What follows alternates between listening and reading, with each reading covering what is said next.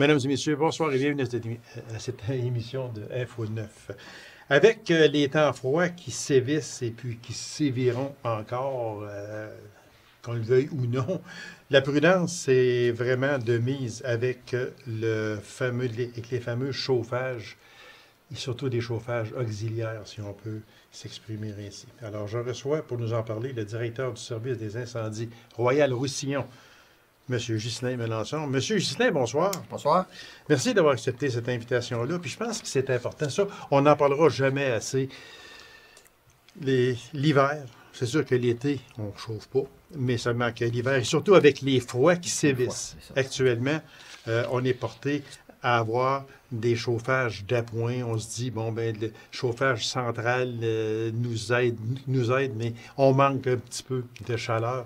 C'est une chose. Mais les chauffages d'appoint, il y en a de plus en plus. De plus en plus, oui, c'est ça. Surtout les petites chaufferettes là, que le monde veut mettre en surplus. Ça, c'est vraiment, vraiment dangereux. C'est de vérifier aussi pour être certain quand on la plug que le fil ne vient pas chaud. Oui, parce que souvent, la demande est trop forte pour ce que la grosseur du fil. Et c'est très important de vérifier si le fil vient chaud. Ben, déconnecter, regarde, c'est vraiment... Là, Ghislain, est-ce qu'on parle là, des fameuses petites chaufferettes, là, à peu près, là, grandes comme ça? Là, on ne parle pas là, des fameux imitations de poêle, si on veut qu'on voit une flamme. Là, non, ça c'est sécuritaire quand même. OK. Le pire, c'est les chaufferettes avec des... comme une genre de broche qui vient rouge. Là. Les éléments, là, okay, qui vient rouge, c'est une petite broche, là, puis souvent, c'est ça. Il y a des chaufferettes en céramique qui appellent. Okay. Ça, c'est beaucoup moins dangereux aussi. Ça donne quand même passablement de chaleur, mais c'est moins dangereux. Le pire dans tout ça, c'est des chaufferettes avec des quand on voit l'élément. Oui, quand on voit l'élément rouge, là, ça c'est à peu près les pires chaufferettes là, pour mettre le feu. C'est très dangereux. Parce qu'il y en a qui me demandaient justement si... Comme question, des fois, je rencontre des gens. Si j'invite un tel, as-tu des questions à poser? Puis ça, c'est plaisant parce que c'est beaucoup les questions du peuple que je fais. Oui. Puis, mais on en voit aussi. Quand on fait les visites de maison, on en voit. Puis on dit au monde, dégagez à l'entour de la chaufferette, là, dégagez au moins là, un bon 12, 14, 16 pouces. Là, tout le tour de la chaufferette pour être certain qu'il n'y a pas de papier, pas de rien qui peut prendre en feu. Qui peut prendre en feu. Puis c'est ça qui me parlait, là, les petits, comme genre foyer, mais ce n'est pas foyer pantoute, qu'on voit une flamme, là, une miniature. C'est environ 1500 watts. Oui, c'est ça, c'est 1500 watts, c'est ça. Ça, c'est pas dangereux. Non, c'est pas dangereux, c'est pas dangereux. Ça l'est toujours. Ça l'est toujours, mais il reste que c'est électrique. C'est ça. Mais il reste que c'est beaucoup moins dangereux que les fameuses petites chaufferettes. C'est ça, exactement. Où on voit un élément là, qui... Parce que les chaufferettes sont quand même pas beaucoup. Peut-être 6-7 pouces carrés. Oui. C'est ce qu'ils appellent des chaufferettes en céramique. Ça c'est quand même bien. Là. Le fil vient... Donc, ça ne peut pas surchauffer, autrement dit. Peu importe le genre de chaufferette qu'on utilise, toujours vérifier le fil. Toujours vérifier. Et si le fil est chaud, arrêtez ça tout de suite. C'est ça. Puis il y en a qui mettent ça aussi proche dans la chambre à coucher. Pas le mettre trop proche des draps, des couvertures. Des fois, on va jeter une couverture à terre. Oui, elle va tomber proche de ça. Essayez de tenir le plus loin possible. Le contour, vite, comme vous dites si bien, de 12, 14 à 16 pouces environ. Puis il y en a, en n'ayant pas ça, ils n'ont pas chaud, parce qu'on sait des fois que les fameux loyers, ça peut être froid. Bon, il y en a qui vont ouvrir le fourneau. Il y en a qui vont ouvrir les ronds du poêle. Ça aussi. Ça, c'est vraiment pas recommandé. C'est vraiment pas recommandé, mais c'est sûr que quand tu as toujours une surveillance, c'est toujours un peu... c'est tolérable, mais c'est pas vraiment la solution. Mais ce que vous voulez dire, j'en suis persuadé, c'est pas on rouvre les ronds du poêle, on rouvre le fourneau, puis on s'en va se coucher. Non, surtout pas. Surtout pas. Faut avoir une surveillance. Faut être là. Puis c'est sûr que c'est pas fait pour ça. C'est fait de faire à manger. C'est pas fait pour chauffer. C'est là. Mais malheureusement, il y en a qui s'en sortent. Il y en a qui le font. Il y en a qui sont obligés, c'est sûr. On a des maisons, on a de l'infiltration d'air. Fait qu'imagine des loyers. Exactement, c'est ça. Chauffage au bois, ça, il y en a encore beaucoup. Les nouveaux poêles aujourd'hui qui sont créosote à peu près 0. Oui. Ça, voudrais féliciter. Il y a beaucoup, le monde, je pense qu'ils ont changé beaucoup leur mentalité pour le chauffage au bois. Okay. D'un, le bois est plus sec. Oui. Puis, avec les nouveaux poêles EPE qui existent, la combustion est toujours... Tu as toujours une bonne combustion. Fait que le mélange air est toujours bon. Avant ça, on avait, tu t'en rappelles, là, les fameuses combustions lentes. Ah, mon Dieu, oui. Bon. Oui. Fait que là, le monde, ce qu'il faisait, il allumait le poêle, puis là, il fermait les clés bien dures. Puis là, il y avait une petite chaleur. Il n'y avait pas gros, mais il y en avait un peu. Mais par contre, ce que ça faisait, c'est que ça faisait du créosote. Voilà. Puis à un moment donné, il arrivait les froids comme qu'on vit présentement. Bien là, il ne fait pas assez chaud. Fait qu'il rouvre les trappes, cheminée plein de créosote, feu de cheminée peut transférer en feu de maison. Mais oui, c'est sûr. Tu sais, la cheminée, si elle est pleine de créosote, bien, à un moment donné, c'est une boule de feu qu'il y a dedans. Ça craque, ça fend, ça tombe dans le grenier, c'est un feu de maison. Fait que maintenant, avec les nouveaux poêles, bien, il y a beaucoup moins de créosote. Même si tu fermes les clés, tu fermes tout, la combustion reste bonne. Fait que le mélange avec l'air et la combustion est bonne. Ça fait que tu as moins de créosote qui va dans la cheminée, donc les cheminées sont... Parce que ça a coupé, je te dirais qu'on a coupé pratiquement de 90% des feux de cheminée. Ah mon Dieu, oui. Parce que c'était le principal des feux l'hiver. On avait 15 à 20 feux de cheminée par hiver. Okay. Avant, cette année, on n'a pas encore. Fait que ça veut dire que les gens sont vraiment sensibilisés à ça. Oui. Puis, est-ce qu'on peut dire aussi que les gens sont sensibilisés au nettoyage aussi? Au nettoyage de la cheminée. Les assureurs s'en ont mêlé aussi. C'est que des installations, excusez le mot, là, mais en bric-à-brac. Tu fais 2 fois le tour du sous-sol avec les tuyaux de poêle pour ne pas perdre de chaleur. Mais ça, on en avait. On rit, mais on en avait. Oui, j'en ai vu moi-même, exactement. Ça. Fait que là, maintenant, on ne voit plus ça. Parce que les assureurs s'en ont mêlé, puis on dit, gars, si tu n'enlèves pas ça, on ne t'assure pas. Ton poêle n'est pas conforme, on ne t'assure pas. Fait que, ça, c'est pas nous autres, là. Non. C'est pas nous autres, les pompiers. Nous autres, on n'a pas zéro à dire. Moi, je peux aller visiter un exemple chez vous, puis dire ton poêle n'est pas conforme. L'assureur passe, dire oui, ton poêle est conforme. Mais ton poêle est conforme. Okay. Puis on n'a pas la qualification pour dire si c'est conforme ou pas. On peut dire que c'est dangereux, mais c'est tout ce qu'on peut dire. Si l'assureur décide qu'il ne t'assure plus à cause que tu es non conforme, même si tu nous appellerais, on irait voir, on dirait non. Si l'assureur a dit non, c'est non.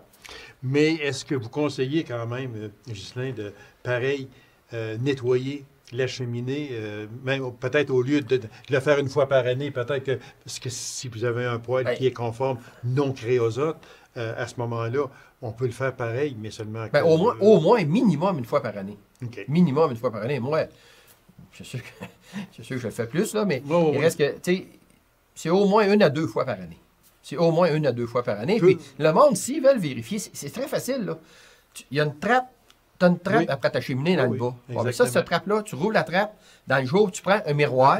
Puis tu fais juste regarder ta cheminée. Tu le vois.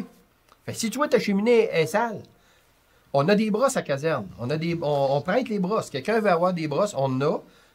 Non, c'est sûr, il faut avoir la grandeur qu'ils ont besoin. Mais on a les brosses, puis on a les tiges. Okay. Fait que, si quelqu'un en a besoin, on le prête, puis il nous les ramène à caserne, on ne charge rien. C'est un service qu'on ne va pas le ramener, là, mais non, mais c'est un service que vous rendez aux gens, et c'est gratuit aussi. Exact, oui.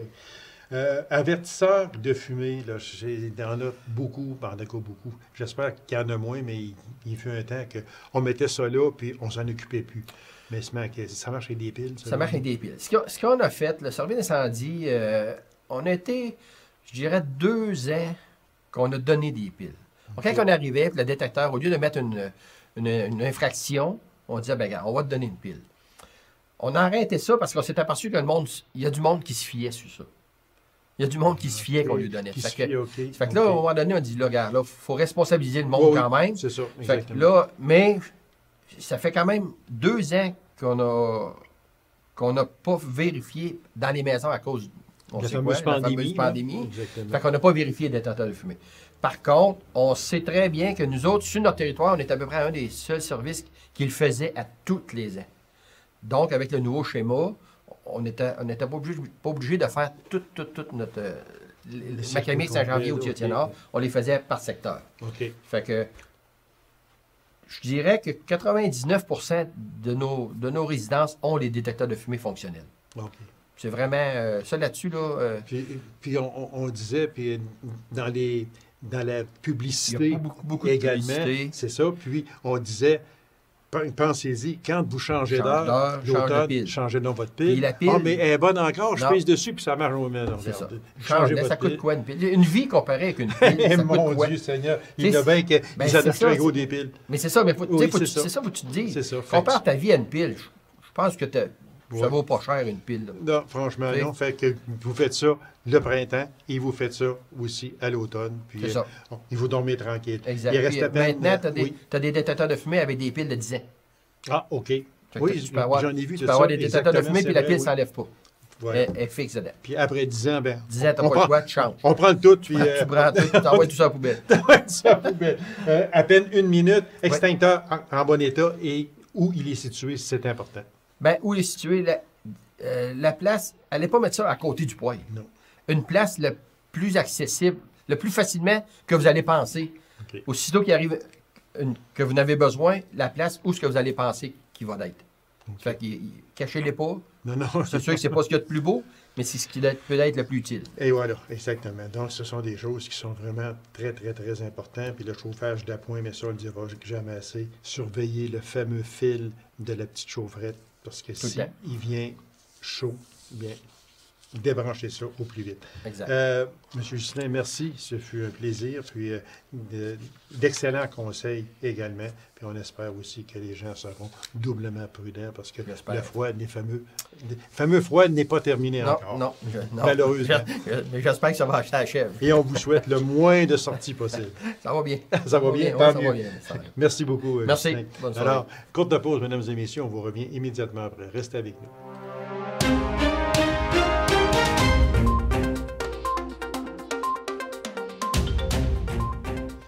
Des nouvelles de la ville de Macamic avec la directrice générale de cette ville, Mme Evelyne Bruno. Mme Evelyne, bonsoir. Bien, bonsoir.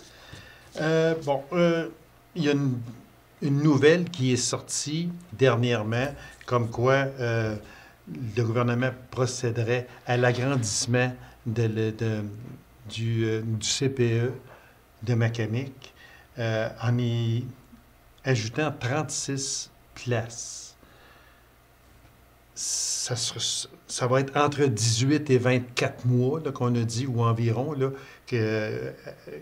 avant que cette bâtisse-là soit prête pour accueillir ces 36 places nouvelles. Entre-temps, la Ville a offert de louer le sous-sol de la bibliothèque Desjardins. C'est nouveau.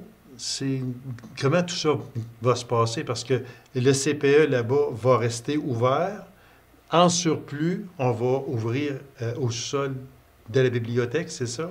Bien, je vais vous expliquer. En fait, il y a deux éléments différents. Okay. Il y a le désir du conseil depuis des années à vouloir donner une première vie, dans le fond, animer le sous-sol de la bibliothèque parce que c'est un excellent lieu. Ben oui, c'est sûr. Mais les choses n'ont pas été nécessairement de l'avant.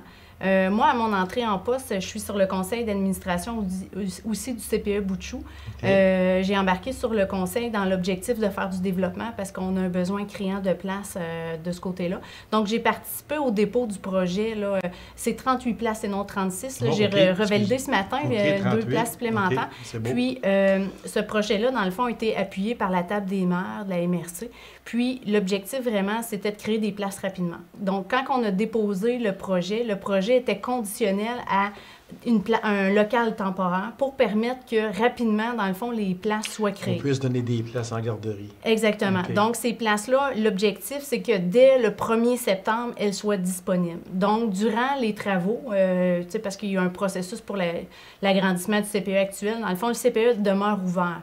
Okay. C'est vraiment les places qui sont là demeurent, mais c'est les 38 nouvelles qui vont se situer au sous-sol de la bibliothèque. Fait que c'est un prêt temporaire là, du local là, pour, on dit, au moins 1 an ou un 12 à 18 mois. Oui, c'est ça qu'on dit. Puis on dit que aussi, bien, ça peut s'échelonner. On dit, mettons, un maximum de 24 mois là, qu'on peut aller, mais c'est entre 18 et 24 mois. Exactement. Ça, c'est sûr que ça va coûter des sous, comme on dit, parce que le sous-sol n'est pas fonctionnel du tout, dans le sens qu'il c'est vide. Oui. Puis, bien, on a entreposé des choses qu'il va falloir sortir, mais seulement que il faut aménager le sous-sol. C'est sûr qu'il y a des frais à ça. Est-ce que c'est la Ville qui va assumer les frais? C'est sûr que on veut avoir de l'information rapidement, mais avec le ministère, on n'a pas beaucoup d'informations parce qu'on n'a pas eu les critères encore pour un aménagement d'un local temporaire. Okay. Mais aux côtés de la ville, dans le fond, on a déjà des enveloppes disponibles pour faire l'aménagement du sol. Fait qu'actuellement, dans le fond, on a déjà 75% des sous de trouver sans même aller en financement. Donc, il y a des subventions que le gouvernement offre aux municipalités pour aménager des locales temporaires. On a le conseil qui a le désir de créer du développement parce qu'on le sait que le développement passe par les gens qui travaillent, les familles qui sont sur le marché du travail. Donc, il y a des sous disponibles. Fait qu'actuellement, dans le fond, le projet n'est pas bouclé parce que c'est encore très embryonnaire. Mais pour le moment, dans le fond, s'il y a emprunt, parce qu'on ne le sait pas, là, encore, on est dans nos débuts, là, le montant sera minime. Là. Fait que le projet est en bonne route. Là. Le projet est bien lancé. Puis, mais peut-être une question comme ça là, que l'on n'a pas parlé avant l'émission, mais est-ce que vous avez une idée de l'agrandissement du CPE qui va plus 38 places, c'est quand même beaucoup. Oui.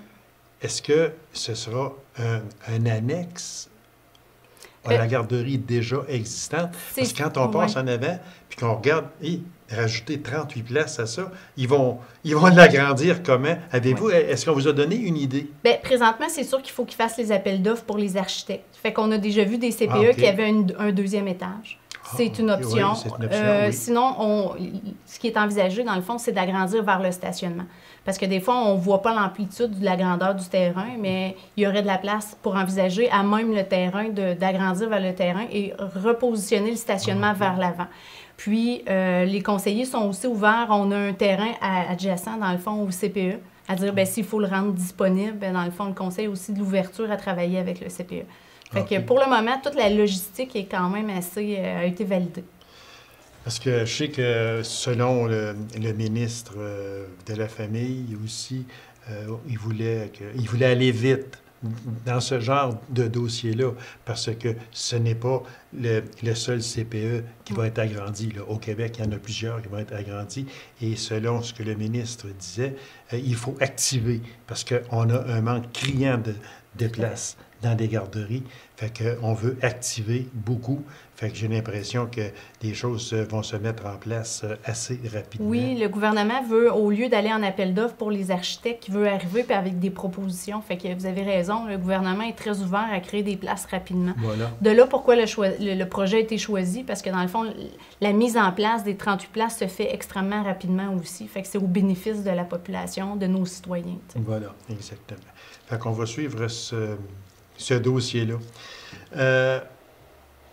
CHSLD, on en parle souvent, j'en parle avec Mme Lafrenière. Je vais en parler très bientôt. Je vais recevoir la députée d'Abitibi-Ouest, Mme Suzanne Blais.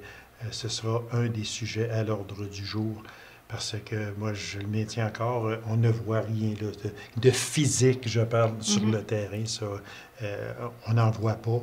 Les élections s'en viennent, le 3 octobre 2022.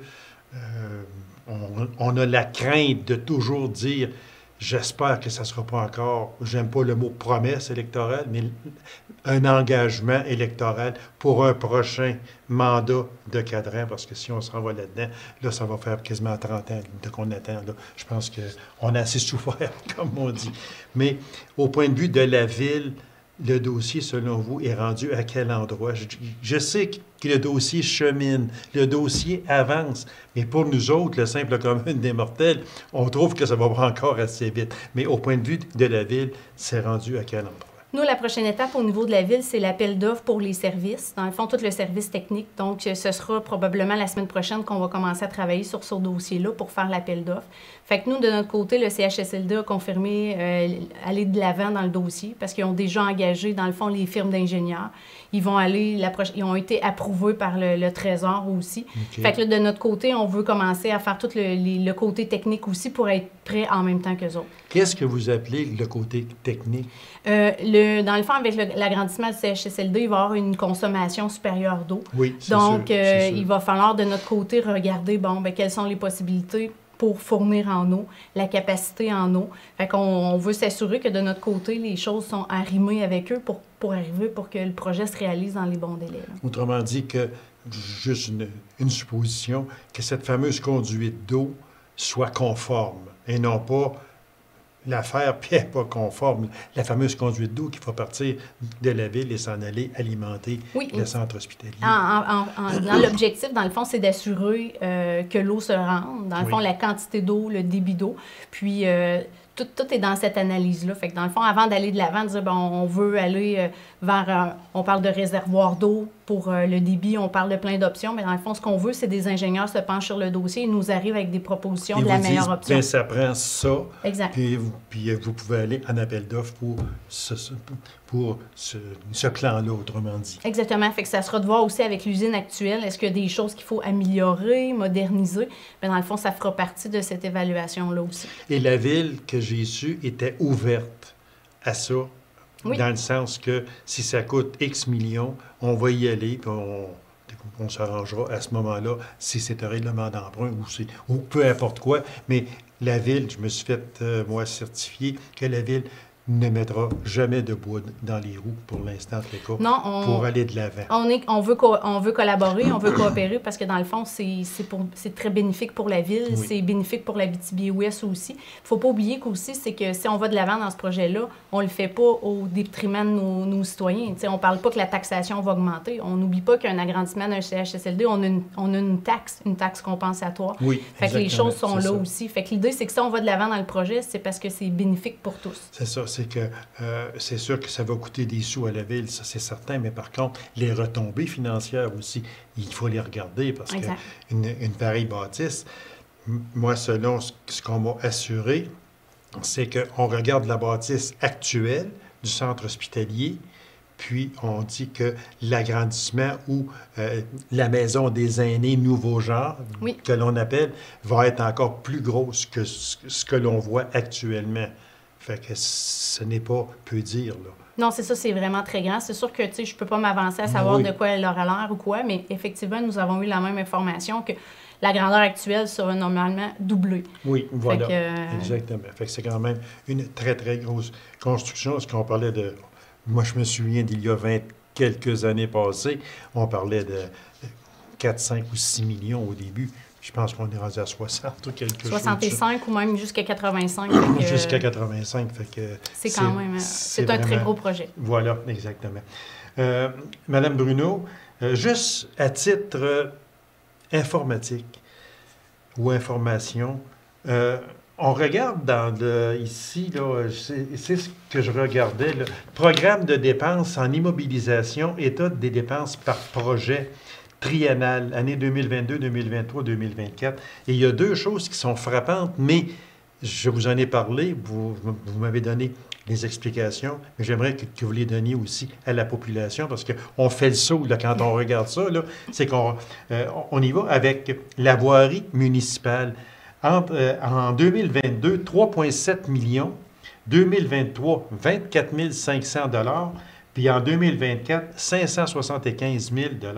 Qu'est-ce qui fait qu'il y a un écart aussi prononcé entre cette année et l'an prochain? On passe de 3,7 millions à 24 500 $. Ça frappe, mais expliquez-nous c'est quoi. Oui, puis si vous me le permettez, je vais peut-être juste expliquer à la population qu'est-ce que c'est, dans le fond, un programme d'immobilisation triennale. Oui, puis après ça, je pourrais tomber dans le détail. Voilà. Dans le fond, un programme d'immobilisation triennale, dans le fond, c'est un exercice qu'on doit faire. On doit faire une projection sur les 3 prochaines années, à savoir qu'est-ce qu'on va réaliser comme projet. Mais vous le savez, dans le fond, c'est des projections. Fait que ça se peut que ce qu'on a projeté ne soit pas nécessairement réalisé. Pour le citoyen, dans le fond, c'est que l'entièreté des projets qui sont dans le triennal va pas venir impacter la taxation. Parce que dans le fond, il y a des choses qui sont à 50 ou 70 couverts par des subventions. Des fois, il y a des règlements d'emprunt. Il y a différentes options pour le financement. Fait qu'au niveau de la voirie municipale, qu'est-ce qui amène un aussi grand impact? C'est qu'on a fait, dans le fond, des demandes de chemin. On a fait environ 6 demandes de chemin au ministère des Transports pour améliorer nos infrastructures. On a demandé, dans le fond, la phase 3 de la ceinture du lac. On a demandé Fortin-des-Berges, terminer le macadam. On a nommé plusieurs projets. Fait qu'on avait le souhait de pouvoir aller de l'avant. Fait qu'on l'a mis dans notre triennale. Okay. Mais ces projets-là, dans le fond, sont 50% subventionnés, des fois même jusqu'à 70%, puis le reste, ça va dans le... Fait que c'est pour ça. Cette année, dans le fond, c'est qu'on avait fait beaucoup de demandes de chemin. Fait qu'autrement dit, ce sont des projections. Oui, effectivement. Moi, je dis que c'est une liste de souhaits. OK, exactement. C'est une liste de souhaits de quelles sont les priorités, quels sont les éléments qu'on veut voir améliorer dans le temps.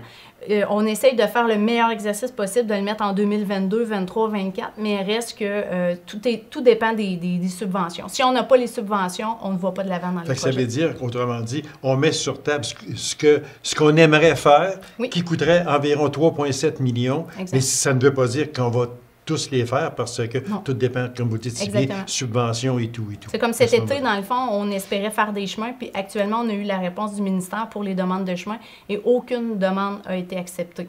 Fait que c'est sûr que cette année, dans le fond, le montant va se réduire énormément parce qu'on ne sera pas en mesure de faire des chemins. OK.